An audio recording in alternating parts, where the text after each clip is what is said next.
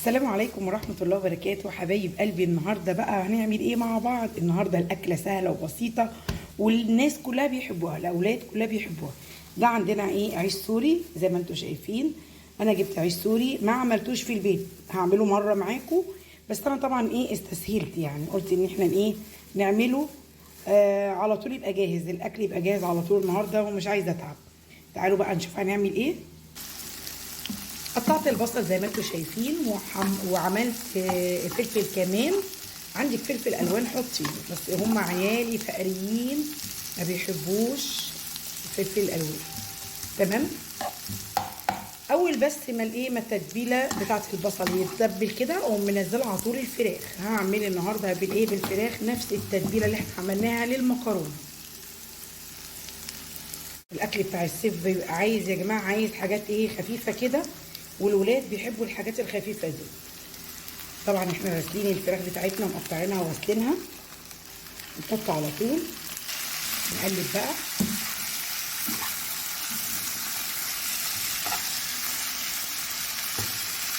نقلب تقليبه حلوه لغايه لما ايه اللون بتاعها يتغير، وبعد كده نحط التوابل. دي بقى البهارات بتاعتنا. عندي كمان معلقه فلفل اسود صغيره، معلقه فلفل ملح كبيره، معلقه 7 بهارات، معلقه كاري، معلقه فراخ اللي هي اسمها ايه، توابل الفراخ يا جماعه. قولوا معايا، هتقولوا معايا كده، فكروني. ومعلقه صغيره كمان زعتر وروزماري. هنا طبعا عندنا خدت اللون اللي احنا عايزينه، ننزل على طول البهارات. بتدي طعم وريحه جميله رهيبه رهيبه رهيبه التوابل دي. الولاد عجبتهم التتبيله بتاعت الفراخ لما انا عملتها في طاجن المكرونه، قالوا لي لا احنا عايزين زيها بالشاورما، وعملتها هي معاكم تاني كده زي ما انتم شايفين. الفراخ خلصت خلاص، الشاورما. يلا تعالوا بقى نجيب الايه الرغيف السوري بقى ونحشيه، وتشوفوا بقى ايه احلى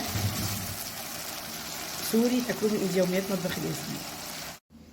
اول حاجه بنجيب الايه زي ما انتم شايفين اهو، ده كده هنفرد العيش السوري كده، نحط البطاطس،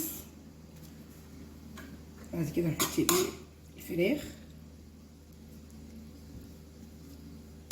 المايونيز طبعا والكاتشب بتحطيه، اللي عايز يحط من جوه يحط، واللي عايز يحط من بره يحط. بصي يتبرم برمه كده حلوه، ماشي. ونعمل واحده تانية، مش حاجه، سهل وسريع اهو. تتني تانية كده عشان بس ايه دي تبقى ايه بطانه للحشوه اللي انت بتحطيها عشان ما يتقطعش. خلص كله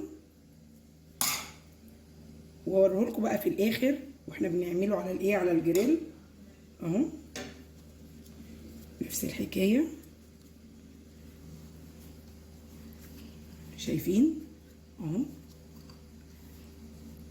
زي ما انتم شايفين انا كده خلصت خلاص. يلا تعالوا بقى مع بعض نعمل على الجريل. الاتنين دول بجبنه، في اتنين انا عملتهم بجبنه اهي، ده وده كده. حطينا الجريل، حطينا شويه زيت زي ما انتم شايفين، حطينا اهو على الجريل.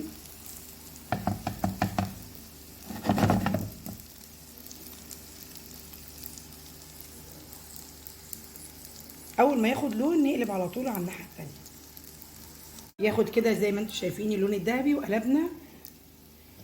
وبعد كده نطلع ونقطع بقى في قلب الاطباق، نحط الكاتشب بقى، نحط المايونيز. شايفين الاكله سهله ازاي؟ نقلب كده زي ما انتم شايفين اللون، نطلع بقى زي ما انتم شايفين. بعد كده رحنا مقطعينهم، سكينه مشرشره عندك بتقطعي. بصوا المنظر جمال والقرمشه، سامعين صوت القرمشه؟ عايزه اسمعكم صوت القرمشه اهو. شايفين كده انا خلصت زي ما انتم شايفين، قعدتهم زي في محل بالظبط.